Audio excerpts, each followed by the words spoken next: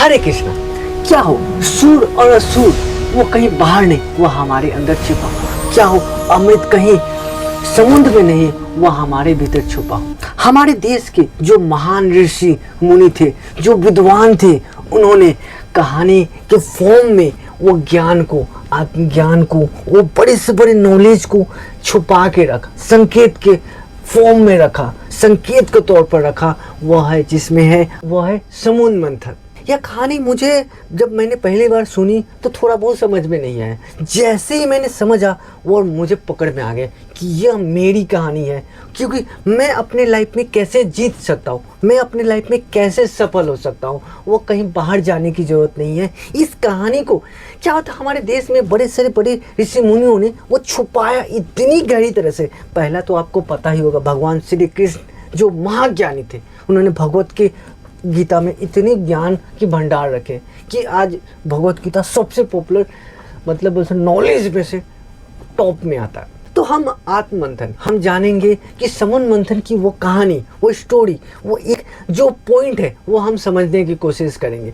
पहले हम समझते हैं समुद्र मंथन क्या है। तो समुद्र मंथन क्यों हुआ था, कैसे हुआ था, इस जानकारी हमको समझने होंगे। पहले कहानी समझ लेते हैं, उसके बाद में हम एक संकेत को ब्रेक डाउन करके समझेंगे। और अपने इस एक और बात मैं कह देता हूँ, इस वीडियो को देखने के बाद आपकी माइंड पूरी तरह से चेंज होने वाली, मैं गारंटी कर सकता हूँ। क्यों? तो पहला समुद्र मंथन क्यों हुआ था, कैसे हुआ था? जब देवता जन हार रहे थे, जब देवता जन हार रहे थे और असुर वो बहुत शक्तिशाली हो गया था, तो सारे देवता गए भगवान विष्णु के पास। तो भगवान विष्णु ने कहा कि जब अमृत आप लोग के पास आ जाएगा, जब अमृत आप लोग पी लेंगे तो आप शक्तिशाली और अमर हो जाएंगे।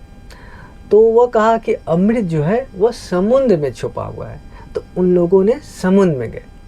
तो जब देवता और असुर दोनों मिलकर तैयार हो गए, क्यों न मथा जाए समुद्र को और अमृत निकाला जाए। जब ये बात हो तो वो कहा जाता है कि वो एक पर्वत था मंत्राचल, और वैसे कि नाग को रस्सी बनाकर मंथने लगे। एक तरफ देवता जन थे, एक तरफ असुर थे।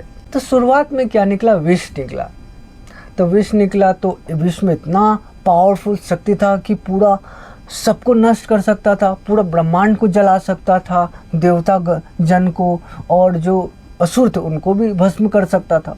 तो वहाँ पर एंट्री आता है भगवान शिव, जिसको मैं संकेत के तौर पर एक पॉइंट को समझाऊंगा। तो भगवान शिव ने निर्णय लिया, तब यहाँ पर एंट्री होता है भगवान शिव का, जिसे हम बाद में हम संकेत पे हम लोग इसको कहते हैं जागरूकता। तो भगवान शिव ने उस विष को गले में धारण कर लिया, बाहर निकाला नहीं। इसके पीछे भी एक कहानी है, मैं संकेत अच्छे से समझाऊंगा, समझते, क्योंकि भगवान शिव ने विष को गले में रखा और उन्हें नीला पड़ गया, और जिसे हम लोग भगवान शिव को कहते हैं नीलकंठ। फिर बाद में क्या हुआ, फिर उसमें से कई सारी चीज, उसके बाद फिर मथा गया, उसमें से निकला कामधेनु, एरावत हाथी और कई सारी चीज निकले। लास्ट में एक कलश में वो अमृत निकला।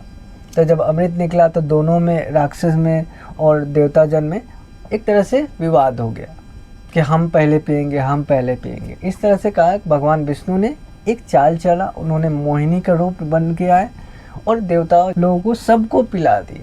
इस तरह से देवता जन जो है अमर हो गए, शक्तिशाली हो गए और उनकी जीत हुई। तो अब ये कहानी हमारे जीवन में कैसे अपनाते, कैसे सिंबल के तौर पर ये हमारे ऋषि मुनि हमारे उन्होंने कैसे संकेत किया। जब सुर और असुर कहीं बाहर ही नहीं है, कहीं हमारे भीतर है, हमारे भीतर को बताया गया है। क्या होता है कि जैसे कि सुर हो गया, जैसे कि देवता हो गया, हमारे अच्छे गुण। बुरे गुण को हम लोग असुर कहते हैं, वो हमारे अंदर भी है।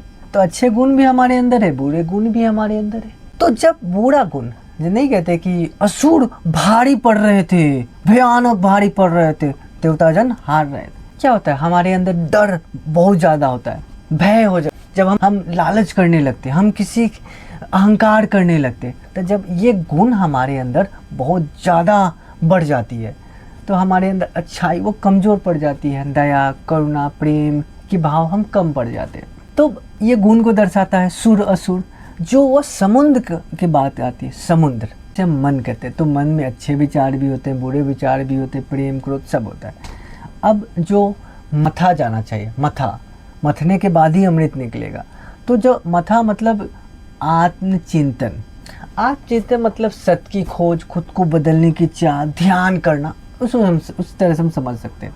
तो वहाँ पर क्या हुआ कि जब स्टार्टिंग हुआ, जब असुर हार रहे थे, तो इतना तो हमें समझ में आ गया कि जब हमारे अंदर बुराई बढ़ जाती है तो नेक्स्ट भगवान शिव ने कहा मथा जाना चाहिए, हमें अमृत निकालना चाहिए। लेकिन अमृत की बजाय विष निकला। विष मतलब क्या? जब हम आत्मचिंतन करते हैं तो क्या होता है, पहले तो हम आत्मचिंतन करेंगे तो हमारे अंदर दो चार को बुराई निकलेगा या किसी के प्रति बुराई निकलेगा, यार मैं अच्छा नहीं हूँ, ये हूँ वो हूँ। तो यहाँ पर जो बुराई जब निकलेगा तो उससे क्या हुआ, दोनों ढह सकता है, अच्छाई और बुराई। नहीं कहते सुर दोनों बर्बाद हो सकता था, नष्ट हो सकता था, उसकी लाइफ बर्बाद हो सकती है। कई सारे लोग नहीं होते, वो ढह जाते, मर जाते, मतलब कि अपने लाइफ को ख़त्म कर देते दोनों को। तो यहाँ पर एक सातिर की तरह काम करना होता है। तो भगवान शिव ने क्या किया, जागरूकता, जब आप चिंतन करते, जब मथते हैं, जो आत्म खुद को जानने की कोशिश करते हैं, तो भगवान शिव ने क्या किया कि वहाँ गले तक रखा। मतलब क्या, एक संकेत छुपा हुआ है।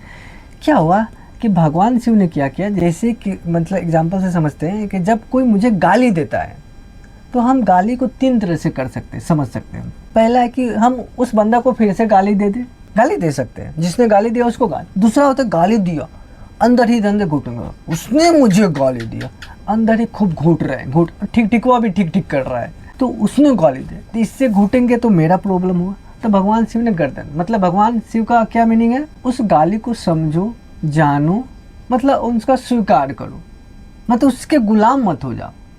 तो भगवान शिव का यही है, इसका संकेत है। तो मोहिनी बनकर जब उन्होंने सारे देवता जन को वो अमृत पिया दिए, तो इस तरह से उनका एंड हुआ। तो जब इस तरह से क्या होता है, हमारे लाइफ में जब प्रॉब्लम आती है तो हम उसको जागरूकता से उसको ठीक कर देते हैं, हम उसको समझ लेते हैं, हम प्रॉब्लम को प्रॉब्लम ही तक ही गले तक ही रख लेते हैं। तब हम अमृत जो मिलता है, जो इंसान अपनी लाइफ की प्रॉब्लम को, इस तरह के असुर को वो संभालना सीख जाए, उसको कंट्रोल करना सीख जाए, तो वो अमृत के अधिकारी है, वो सफल हो सकता है। तो जब मैंने इसे सीखा कि जैसे कि जब हम अपने जीवन में, जब मेरे लाइफ में बहुत सारे प्रॉब्लम आ रहे थे, जैसे कई सारी चीज़ मैं कुछ करूं या नहीं करूं, तो जब हम इस लाइफ में फंस जाते, क्यों डिसीजन फंस जाते, क्योंकि हम क्लियर कट नहीं होता है, हम अपने लाइफ में माइंड में क्लियर नहीं होता है, इस वजह से हम फंस जाते हैं। तो जब क्या होता है, सुर असुर की वजह से, तो जब हमारे अंदर अच्छाई जब बढ़ जाती है तो वो हमारे अमृत की तरफ बहने लगती है। तो थैंक यू सो मच, ये ऐसे खजाने थे जो आप समझे होंगे, जाने होंगे। Thank you so much.